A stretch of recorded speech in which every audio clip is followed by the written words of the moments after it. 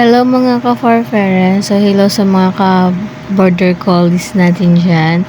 So ngayon po is ilalakad ko ang aking tatlong fur baby since nga 3 araw kaming wala. And then ito na yung banding namin 5. So si Marvelous po kasi is walang tali. So napadaan kami sa isang pet shop.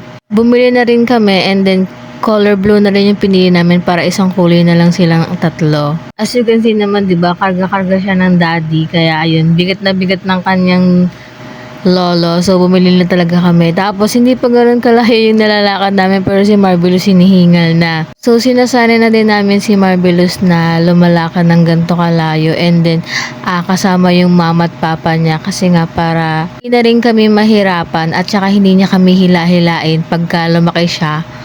Kasi nabivisualize ko na lalaki talaga siya, mas malaki pa sa tatay niya.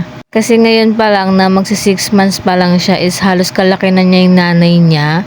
Kaya laki-laki niyang fur baby talaga. Pero sa sobrang hyper kasi ni Marvelous, sa sobrang kulit, so akala ko talaga kakayanin niya yung ganitong medyo malayong lakaran. So hindi ko kasi nabilang yung yung walk nila. So ayan, kita niyo si Marvelous, napapagod na siya, kinarga na siya ulit ng lolo niya.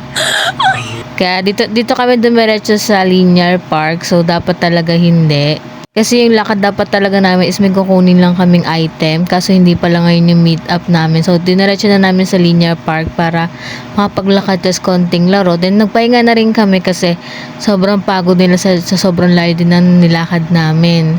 Tingnan niyo naman yung aking tatlong yan na laylay na yung mga dila. So, pag ganyan po, hindi nyo po pwedeng painumin yung mga fur babies nyo agad ng tubig kasi masama po yun. So, mga ilang oras din bago namin sila pinainom. I think mga kalahating oras bago namin sila pinainom ng water dyan. So, hindi na namin pinakita. Pero dyan, tinanggalan namin si Marvelous ng tali para ma-feel naman niya. Si Nero tsaka si Malia, hindi namin tinatanggalan talaga ng tali kasi malaki na sila masyado. Natatakot na yung mga ibang tao sa kanila. So, di naman sila kilala kasi. Di rin naman sila aggressive. Pero syempre, mas maganda ng as a parents is responsible tayo sa mga ganitong bagay. So, dito kasi inaantay namin ang daddy kasi nga bumili ng tubig. Di kami nakapagdala ng tubig. So, in short, di po kami ready talaga.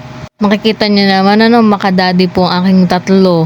So, feeling ko si Marvelous akala din niya daddy niya yung ang aking daddy. Di niya alam lolo niya yun. Pero sa lakaran namin, isa ko lang po yung may hawak sa kanilang tatlo. And then si daddy nakaalalay lang just in case na may mga ibang aso pa na sumusugo. So dito din, si Nero din yung amin dinanggalan ng tali. Tapos pinatakbo namin na isang beses lang kasi alam namin pagod na sila. And mahirap din po na biglang makasalubong sila ng ibang aso or ibang tao. Especially yung mga bata. Kasi kahit hindi naman aggressive yung mga fur babies natin, mahirap na may mangyari bigla. So mas maganda nang iniingatan natin. So nag-enjoy naman yung aking mga fur babies dyan. Pero yun nga, dahil sa sobrang layo ng nilakad namin is sumakay na po kami ng tricycle pa uwi. Dahil hindi na nga po talaga kaya ni Marvelous. Si Malia kasi tsaka si Nero sanay yan sa lakaran. Si Marvelous kasi hindi, dahil ngayon pa lang yan na-try ng lumakad ng ganito kalayo and then kasama yung kanyang mama at papa. So yan, kata nyo naman, diba, bagsak sila. Pero ayun lang for today's video. Sana nag-enjoy kayo sa aking mga fur babies.